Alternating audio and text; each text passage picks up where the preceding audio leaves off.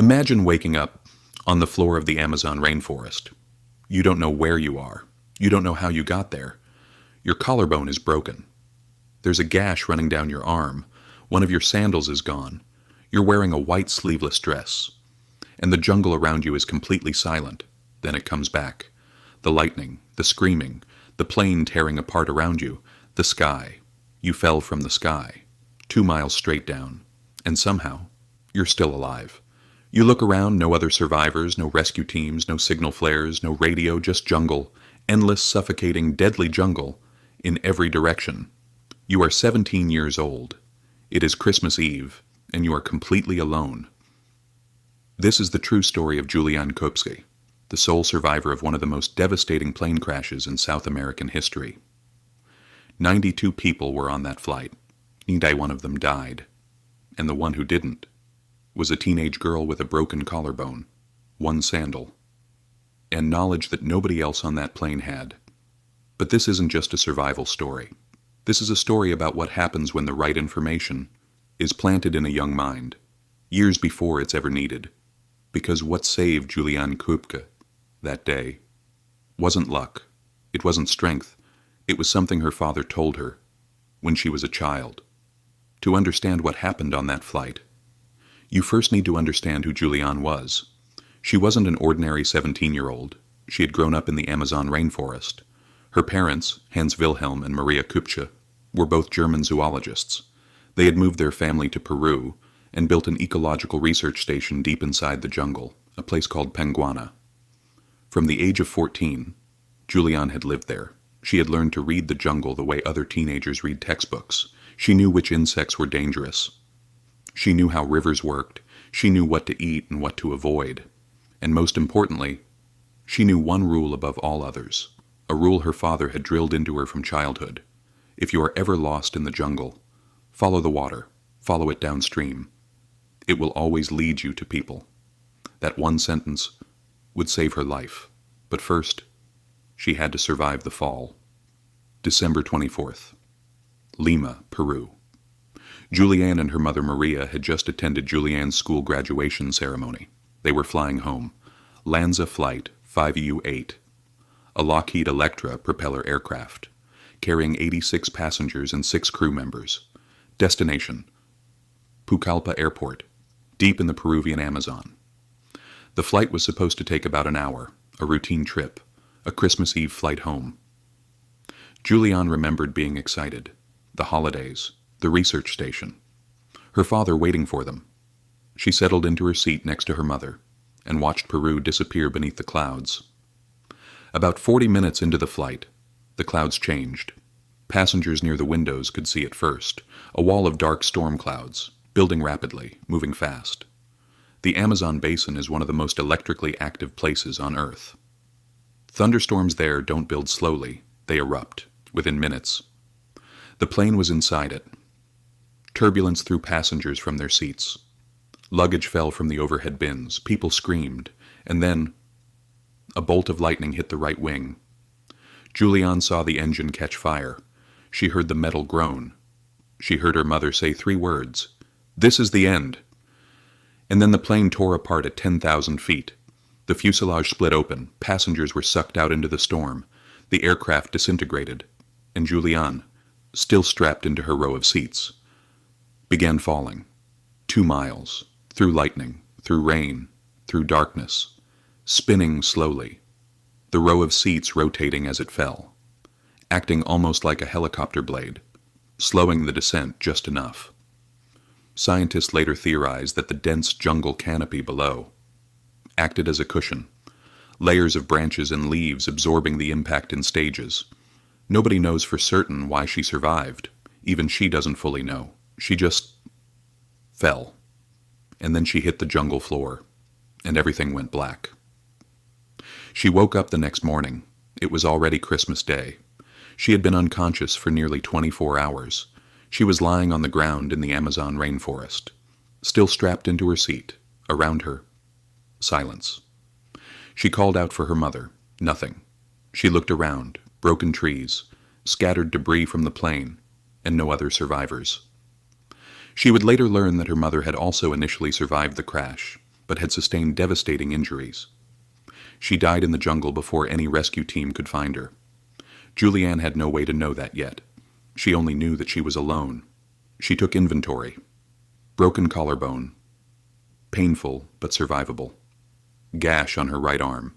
Deep, already beginning to swell in the humidity. One sandal lost. Wearing only a short white sleeveless dress. No food, no clean water, no map. No way to signal for help.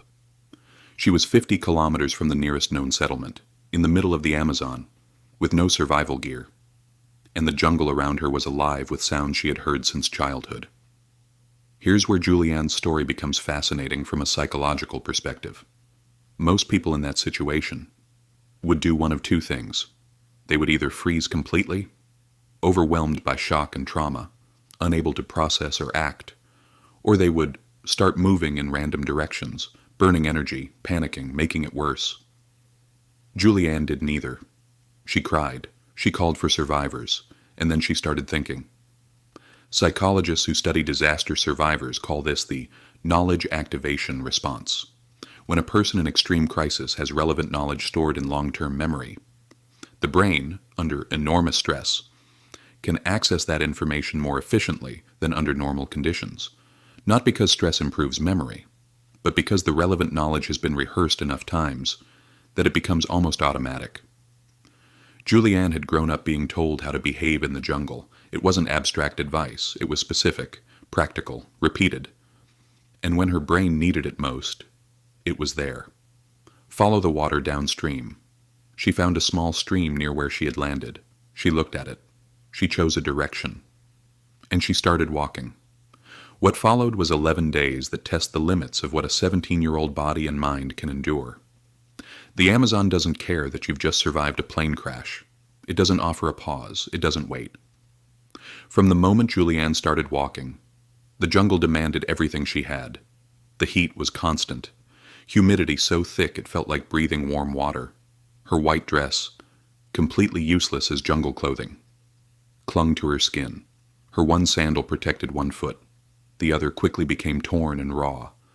She had found some small bags of sweets in the wreckage, sugary candy. That was her food supply. She rationed them carefully, eating only enough to keep moving. At night, she stopped. She did not try to walk in jungle darkness. She had learned that too. In the Amazon, you cannot see your own hand in front of your face after sundown, and things that won't approach you in daylight move freely at night.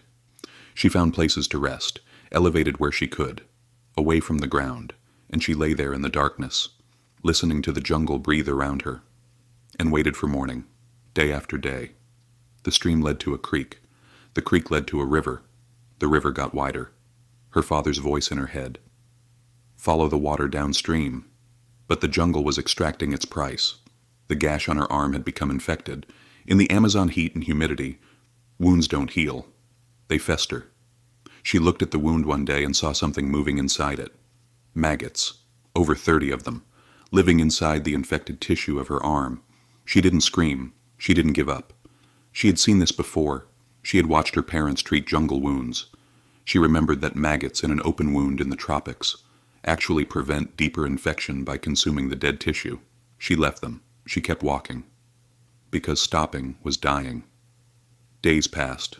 Her candy ran out. She was surviving on river water and whatever small fruit she could identify as safe. Her arm was worsening. Her collarbone ached with every step. Her unprotected foot was badly cut. And she began to find the other passengers, bodies, scattered through the jungle along the crash corridor, some in the trees, some on the ground. She walked past them. She had to. She later described this as the hardest part. Not the hunger, not the pain, not the fear, but walking past people who had been alive beside her on that plane, and knowing that she couldn't help them, that she was the only one who had come down breathing, and she didn't know why. Why her? Why not any of the others? Survivor's guilt is one of the most psychologically destructive forces a human being can experience, especially in isolation, when there is no one to talk to, no one to reassure you. The mind turns inward, and it asks questions that have no good answers. Juliane kept those questions moving. She used them differently to how most people would. Instead of letting them paralyze her, She transformed them into purpose. If I survived when the others didn't, then I have to make it mean something. I have to get out. Psychologists who study long-term survival cases have identified a critical distinction. Hope is passive. Hope says, someone will come for me. Purpose is active. Purpose says, I have a reason to reach the end of this. Hope, in isolation, can actually be dangerous. When rescue doesn't come on the day you expected it, hope collapses. And when hope collapses in the wilderness, so does the will to survive. Purpose doesn't collapse the same way, because purpose is not tied to an external event. It's tied to internal meaning. Juliana never expected to be rescued. She expected to rescue herself. The distinction is small. But in the Amazon rainforest, after 11 days, it is the difference between living and dying. On the 9th day, she found something. A small wooden boat, pulled up on the riverbank. She searched nearby. A shelter. Crude, simple. A jungle logging camp. Empty, but real. She found fuel for an outboard motor stored inside. She remembered one more thing her parents had taught her. That kerosene, engine fuel, can be used to treat maggot wounds. She poured it onto her arm. She lay on the ground and waited as the maggots emerged from the wound. She counted them. 35. Then she cleaned the wound as best she could. She waited at the camp. She hoped, for once, that someone would come. On the 11th day, they did. 3 local loggers returning to the camp found her lying inside. They thought she was a water goddess, a local legend from those rivers, a spirit of pale skin rising from the jungle. She told them in Spanish that she was not a spirit, that she had been in a plane crash, that she needed help. They gave her food. They treated her wound. And the next day, they took her by boat to the nearest town. From there, she was flown to a hospital. Doctors who examined her could barely believe what she had survived. Not just the crash, but the 11 days, alone, in the Amazon, at 17, with a broken collarbone, a maggot-infested wound, and nothing but a white dress and half a pair of sandals. The news of her survival spread around the world. Journalists couldn't understand how she had done it. Survival experts were baffled. A teenage girl. No equipment. No training in the traditional sense. And yet, she had done something that grown men with gear and experience had failed to do before. She had walked out of the Amazon alone. What most people didn't understand was that Juliana wasn't lucky. She was prepared. Not in the way a soldier is prepared, not with equipment or physical training, but with knowledge. Deep, specific, repeated knowledge about exactly the environment that tried to kill her. Her parents had given her a map of the jungle, not on paper, but inside her mind. And when everything else was gone, that map was still there. After her rescue, Juliana returned to Germany. She completed her education. She earned a PhD in biology. She specialized in bats, and eventually she went back to the Amazon. Not to escape it, but to protect it. She returned to Panguana, her parents' research station. The jungle that had almost killed her, she chose to spend her life saving. So what does Juliana's story tell us about the human brain? The answer is uncomfortable for most people, because it suggests that survival is not equally distributed. It is not random. It is not purely about physical strength or luck. It is about what you carry inside your mind, long before the crisis ever arrives. Juliane Koepcke survived because of decisions her parents made years earlier. The decision to raise her in the jungle. The decision to teach her rather than protect her. The decision to give her one specific rule that would save her life before she even understood she might need it. Scientists who study extreme survival call this preloaded cognitive capital. Knowledge, patterns, and procedures stored so deeply that they operate even when the conscious mind is overwhelmed by trauma and fear. The Amazon rainforest is one of the deadliest places on Earth. It doesn't distinguish between children and adults, between the prepared and the unprepared. It simply is what it is. And in 1971, it took 91 lives in a single night. But the one it didn't take was the 17-year-old girl who had been quietly prepared for it since she was old enough to walk. Not because anyone knew what was coming, but because the right knowledge, in the right mind, at the right moment, can be the difference between everything and nothing at all. Enjoyed the video? Then please like and subscribe to the channel.